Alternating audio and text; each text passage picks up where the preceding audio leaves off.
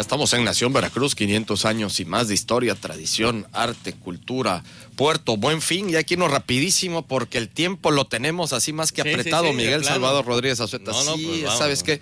Mira, afortunadamente, meses así, pues nos cae muy bien a nosotros como estación porque, bueno, pues, hay mucha info, mucha publicidad y de eso vivimos nosotros pues, los sí. medios.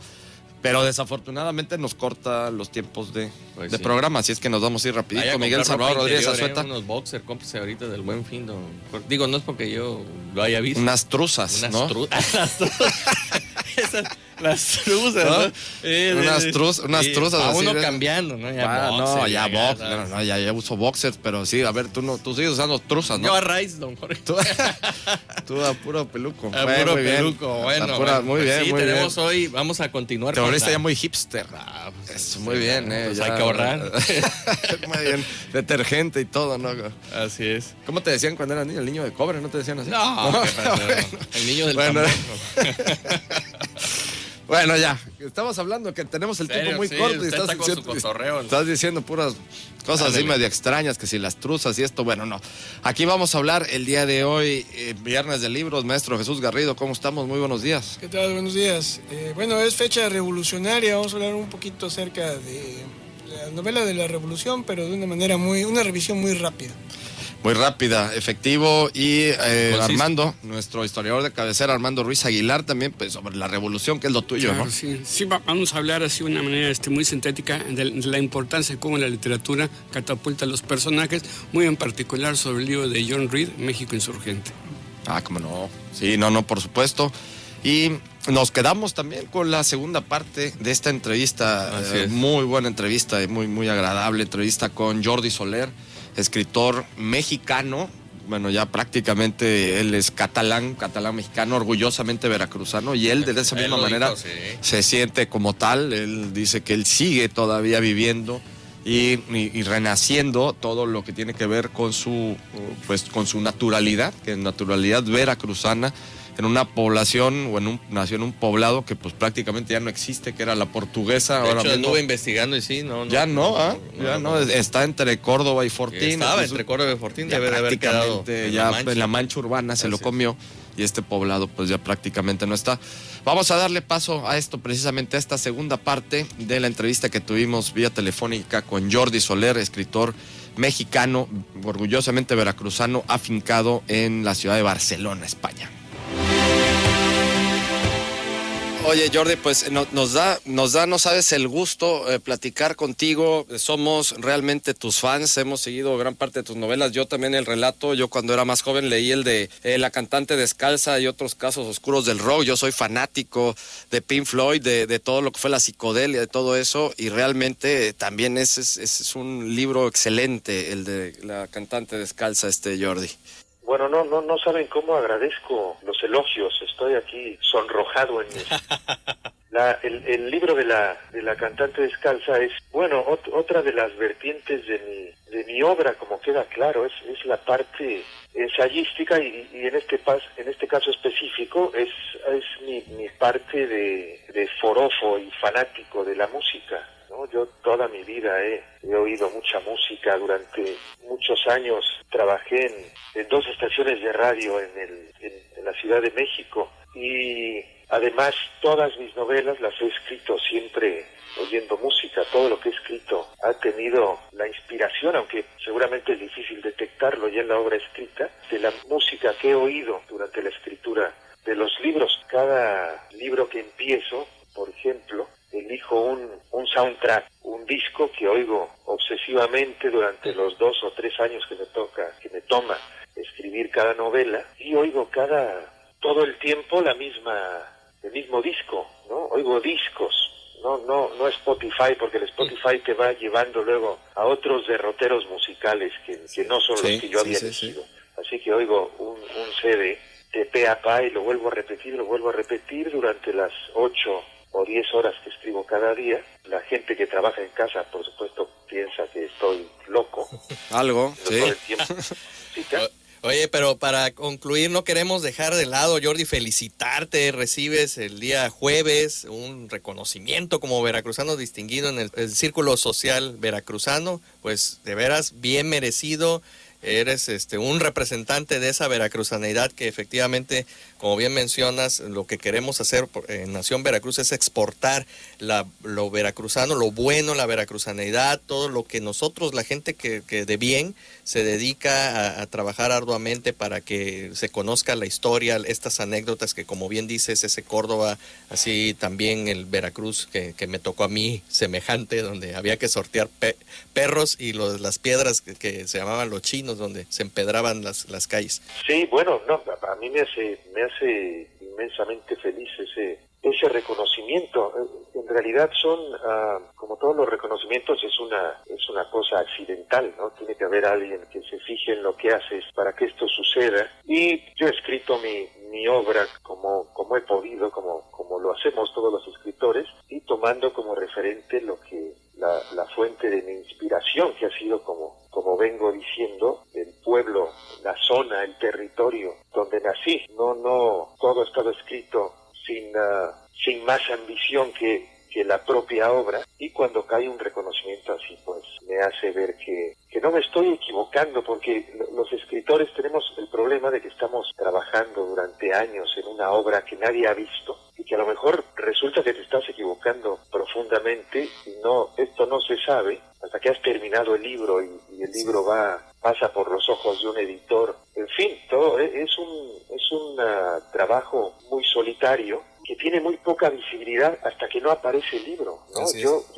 cada vez que aparece uno de mis libros tengo una gran cobertura en la prensa. Parece que tengo una vida muy glamorosa, pero la verdad es que antes de esa gran cobertura en la prensa me he pasado 2 años encerrado en mi estudio produciendo esa obra sin que nadie sepa lo que estoy haciendo, y además sin el más mínimo estímulo más allá de la obra que estoy escribiendo, ¿no? Más allá de la satisfacción personal de lograr una página bien hecha.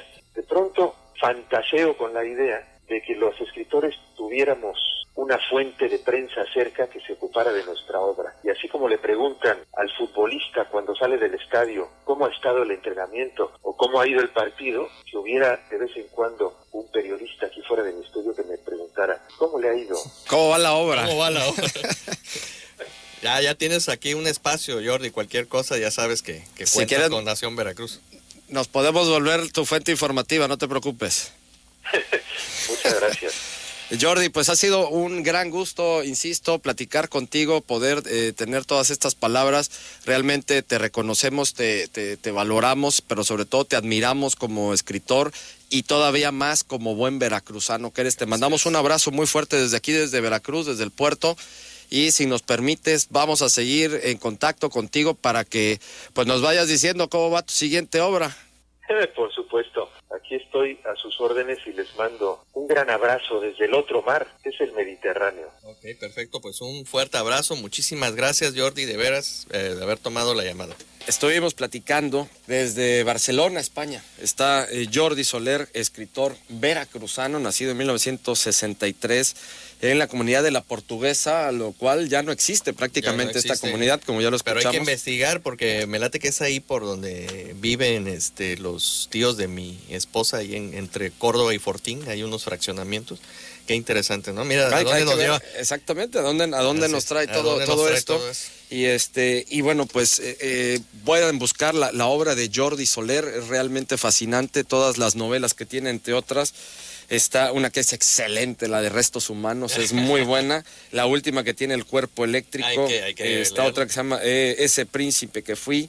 El libro de relatos, ojalá que todavía esté vigente, que es La Cantante Descalza y otros casos oscuros del rock. Para los que les gusta la música y sobre todo el rock, vale mucho la pena porque te va llevando de un objeto, te va llevando de una historia a otra, y fue verídico, es real, es anecdótico. Así es que realmente es fascinante y sobre todo da muchísimo gusto poder haber estado platicando con Jordi Soler. Esta entrevista tuvo que ser grabada por cuestiones de tiempo, él no podía estar, él está en España, son 7 horas adelante, y por cuestiones de tiempo lo tuvimos que hacer de esta manera porque no le era posible poder grabar en vivo esta entrevista, pero sin duda alguna hay que reconocerle a Miguel Salvador Rodríguez Azueta este trabajo incansable por localizarlo, lo pudo localizar a Jordi. Aunque debe haber dicho, ¿y este loco quién es? Bueno, pues le insistió, le habló y afortunadamente ya lo tuvimos aquí al aire. Pues ahí tuvieron ustedes ya esta segunda parte de la entrevista con Jordi Soler. Realmente es un gusto poder haber platicado con él y sobre todo, pues toda esta parte, esa sencillez, ¿no? También, ¿no? Esa sencillez con la que habla, con la que te expone los puntos y cómo desvela esta parte del escritor donde dices, bueno, piensa todo el mundo que no, que los escritores llevan, ¿no? Esta parte, pero en el fondo se vive una intimidad como tal, ¿no? Y luego nunca sabe, como él, ¿no? Que pone un disco y lo repite como 500 veces para terminar la obra. Por supuesto que cualquiera de ellos va a acabar loco, ¿no? De escuchar lo mismo, pero bueno, pues es parte de su fuente de inspiración, ¿no, maestro Garrido? Sí, él menciona una cuestión muy cierta, que es el glamour. El glamour no existe en la literatura, ¿no? En el proceso creativo, por lo menos en la literatura. Habrá gente que haya hecho ya un nombre, que tenga ventas y esas actividades que salen en los noticieros, pues son cosas de momentos únicamente, incluso ellos, ¿no? La cuestión es, aunque ustedes no lo crean, el trabajo, ¿no? El trabajo diario para sacar algo que más o menos espera uno tenga un dejo de aceptación, ¿no? Porque uno siempre escribe, o el escritor siempre escribe para una tercera persona, aunque no tenga bien definido el rostro.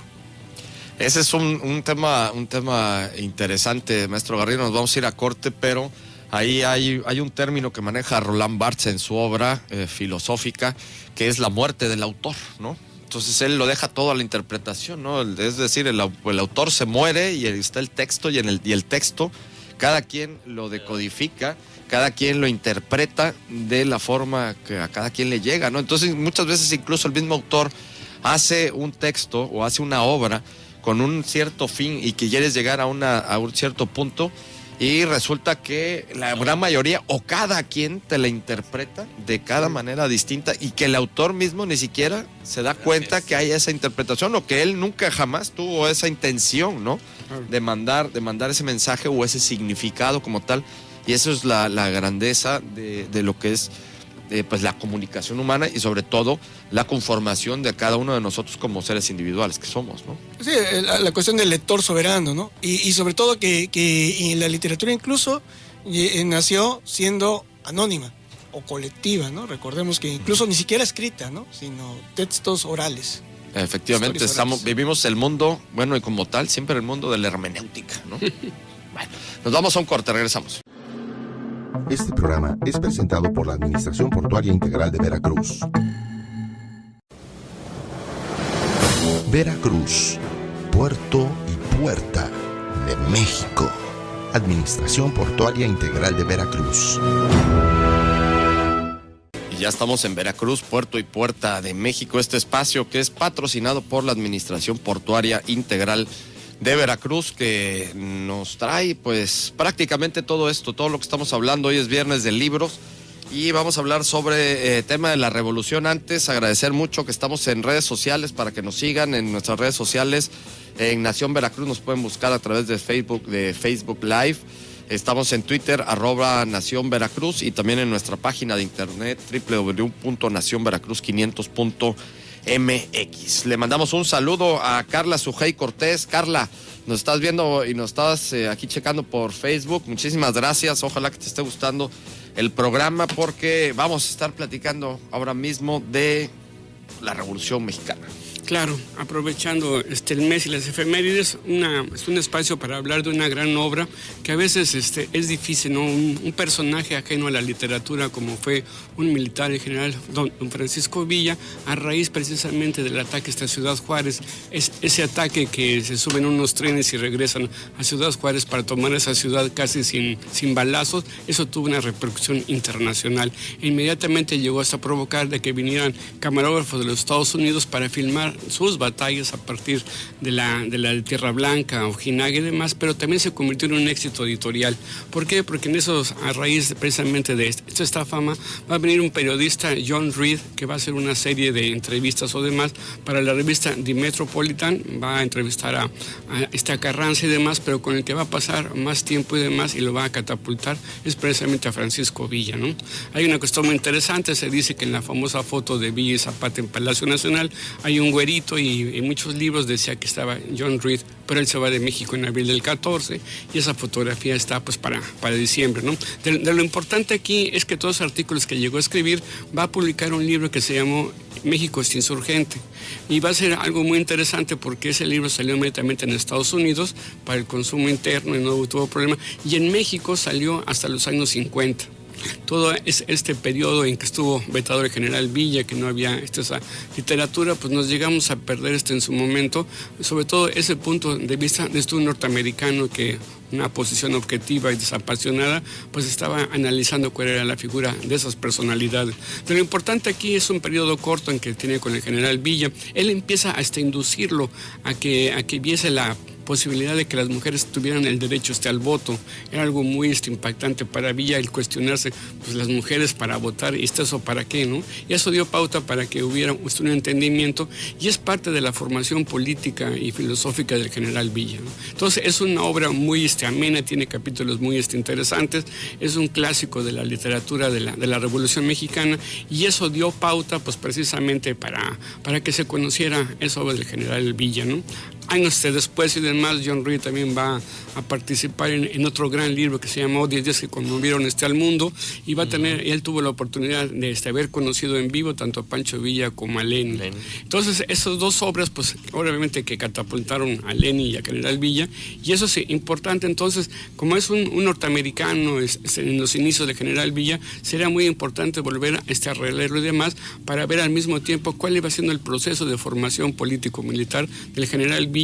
Es una obra de que se lee rápido. A partir de ahí, en los 70s, hubo una producción, hubo una película muy, muy importante que se llamó Reed, México es insurgente, que es un homenaje a su obra, pero igual también a la figura, a retomar nuevamente a la figura del general Villa. Es una lectura recomendable. Oye, Armando, esto que nos dices está muy padre, porque a mí siempre me llama la atención, y bueno, Miguel se enoja, pero cómo los norteamericanos luego se interesan mucho en la historia mexicana, y muchos tienen grandes obras, como el caso de Reed, como el caso que te comenté la vez pasada de Douglas Day, que hace todos los cuadernos de la cárcel, hablando sobre Flores Magón, sobre Ricardo Flores Magón. La Universidad de Tulane, si no mal recuerdo, es la que también tiene estudios ya muy, muy avanzados sobre la Revolución Mexicana, incluso. Y creo que también tú me decías que una universidad en los Estados Unidos tenía documentos de Veracruz, todo de la introducción del agua potable. Ahí tengo y eso también debe haber sido con Pearson, ¿no? No, la introducción del agua potable, te estoy hablando del siglo XVIII, de 1700 y fracción. Sí, así es, señor. No, bueno, pues está toda esta parte. Y también regresando, todavía nos quedan. Y Puig era el que propuso esa introducción. Vendrell, fíjate que me llama la atención porque hay una calle de Vendrell, pero no sé si tenga que ver con eso, y no lo creo, porque este señor se fue a Oaxaca y ahí... Catalán también, ¿no? Vendrell. Catalán. Push, no es Push, se dice Push, es Push. Ajá, Push bueno, es catalán. Yo no soy catalán. Tú no eres catalán. Bueno, entonces catalán, maestro Garrido, también los de abajo, ¿no? Otro referente de la literatura revolucionaria. Sí, se habló ahorita de temas de entrevistas, ensayos, y bueno, la novelística de la Revolución Mexicana forma un género que incluso, como ustedes también lo mencionan, es algo que se estudia también muy en serio en universidades mexicanas y extranjeras. Las universidades de Estados Unidos tienen en su parte de literatura estudios muy profundos acerca de la novela de la Revolución Mexicana. La que inicia todo este movimiento es Los de Abajo, de Mariano Azuela, en donde también explora a Francisco Villa. Él fue médico en campaña con Villa, escribe esta novela en el momento en el que se da. De hecho, las novelas de la Revolución Mexicana, la mayoría de ellas son escritas posteriormente. De las novelas que se escriben durante, o de los textos que se escriben durante la Revolución, solamente esta de Los de Abajo es la que logra destacar, logra trascender hasta nuestros días. Por ahí tenía otra que era Andrés Pérez Maderista, en 1911.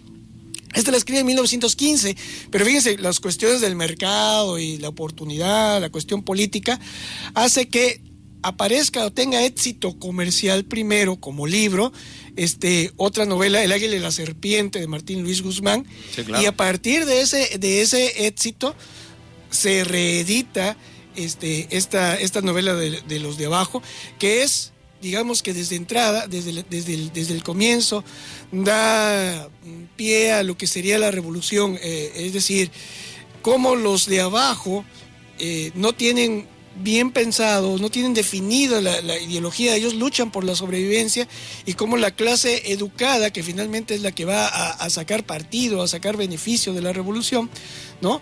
Es la que finalmente le va dando un tono ideológico, lo va llevando grupos de estos intelectuales, vamos a llamarlos extranjeros, incluso el mismo John Reed, ¿no? Le van aportando la ideología, pero el golpe inicial, que uno supone debiera ser la no reelección con Madero, es más bien una serie de injusticias que el pueblo trata de sacudirse y que no encuentra otra expresión más que la lucha armada, ¿no?